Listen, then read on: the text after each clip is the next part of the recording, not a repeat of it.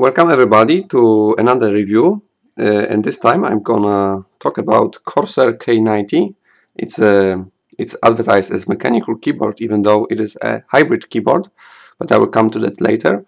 And it's the first, or one of the first keyboards released by Corsair, and I decided to give it a try. And I've been using this keyboard for almost 30 days, so I think I can give you much better idea of how the keyboard actually works and how is it to use it on an everyday basis. I didn't simply pull it out of the box. I have been using this, and this will be hands-on review of this keyboard. So as I mentioned in the introduction, this keyboard is actually a hybrid keyboard, means not all of the switches are fully mechanical, and I will shortly show you which one are mechanical and which one are not. So all the keys that you usually use for typing, meaning all those these keys, arrow keys and then numpad, are fully mechanical. Everything else, meaning the G keys, which are located on the left hand side, escape key and all F keys, together with the keys that you use usually for typing, are not mechanical. So if you compare the noise, the sound they make, this one uses silicon domes switches, and this one uses Cherry MX Red switches. And just to answer quickly the question that many people are actually asking, do I see, is it something uncomfortable for me or something that I don't like about this keyboard? To be honest, I didn't really notice any real issues with using two different types of switches with this keyboard. Basically, it's most of the time you do type or game using those keys. Even though I am a StarCraft 2 player, so I use F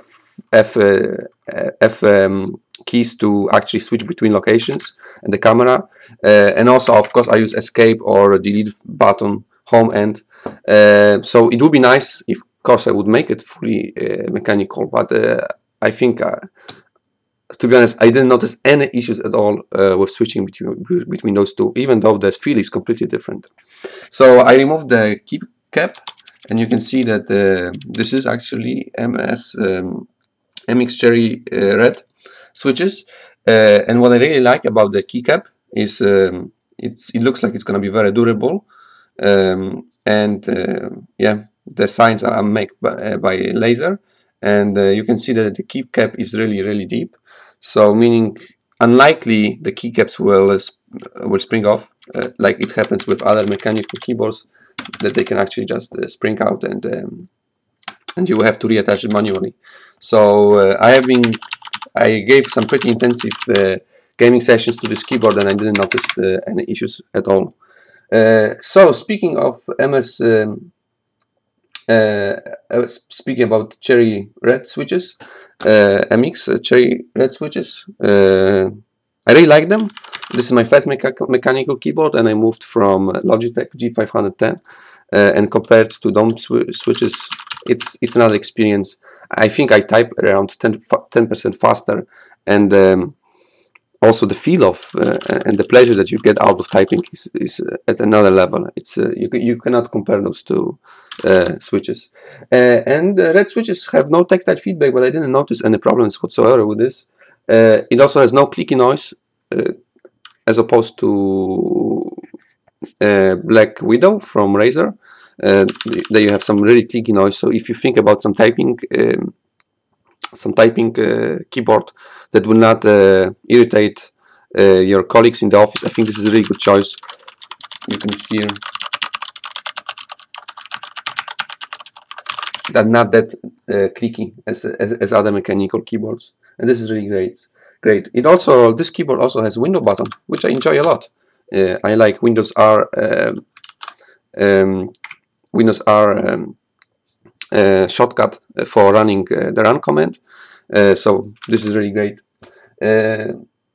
And actuation force is 45G for this keyboard, and this is really great. It's really easy to type the key to actually actuate, and you don't have to use a lot of force.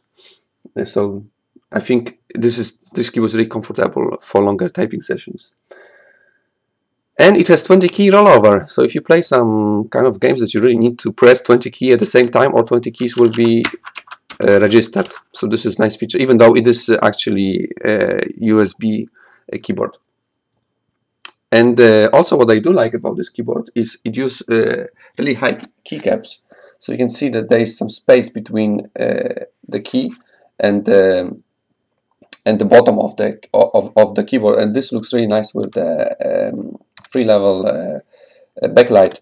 It basically makes really nice effect, and also it's much easier to clean all the dust or anything that can get under your keys, food or anything else. And it also gives a great look, since you have this backlight feature.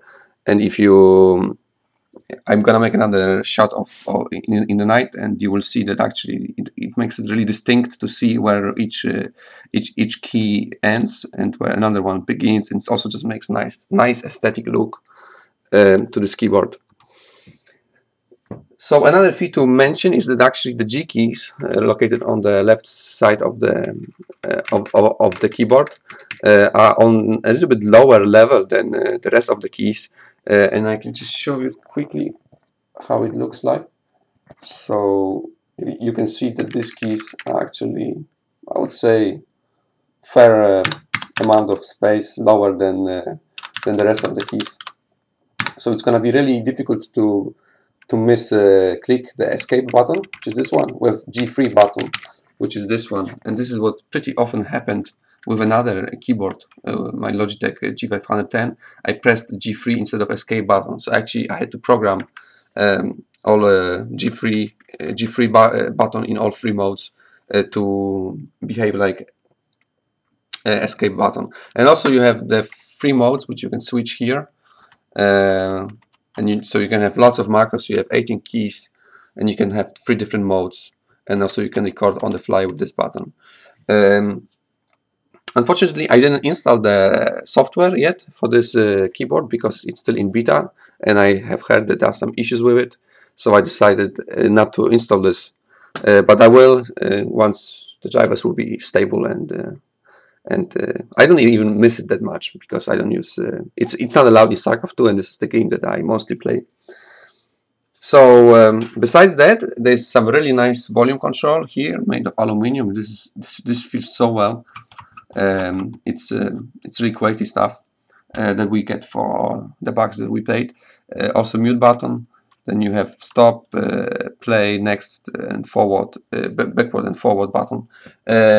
What I noticed with these 4 buttons is that it's difficult sometimes to reach them, since normally you place your hand here and then you have to deep dive to actually actuate those keys. So this could be made by maybe on a little bit higher level, or yeah, just fixed, but it's another big issue. Then we have Windows lock button, which locks the Windows key. So now it's active, now it's inactive, and also you have the switch to change the brightness level, and you have 3 levels. Yes. Then of course this keyboard has USB 2.0, which is full speed pass-through, and I tested it and it works just perfectly fine. I had no issues with this. All in all, this keyboard has, as you can see, really nice aluminum finish, and it feels just quality. It's very heavy also, and pretty hefty, so I think this will serve me for many years. And also the braided cord here is it's very thick, and it's very durable. The wrist rest that comes with this keyboard, I had some issues with this. I actually think that this wrist rest is a little bit too low, since the keycaps, as I mentioned before, are a little bit higher than in normal keyboard. Then you have to stress your wrists a little bit more than usually. So I was actually considering replacing this with something that has higher profile. But it is covered with some plastic material that feels like leather. So it is comfortable. The only issue is that I have to stress my wrists a little bit too much, and after a longer period of gaming, this is not something that I like. The feeling it's It's not a pain, but it's not something comfortable. And also this wrist rest uses screws to actually mount it, so this is really good solution. You won't break this wrist rest at any point. So this is it for now. I think this is basically everything what I can say about this keyboard. The typing is great. I have no issues with the hybrid nature of this keyboard, and I will give you another video in the night mode. Hi again, this is a night shot to show you how the backlight of the keyboard looks like. And as I told you, the keyboard has 3 presets. This is the lowest one, this is the medium one, and this is the brightest. And you might notice that actually the silicon dome keys are a little bit more dimmed. As you can see, this versus this as a little bit more dimmed than the mechanical keys, but this is no big issue for me. I still think that this backlight is awesome compared to my previous keyboard. It's the strongest backlight that I have ever seen on the keyboard, and you can very clearly see where each key ends, and I'm really satisfied with it.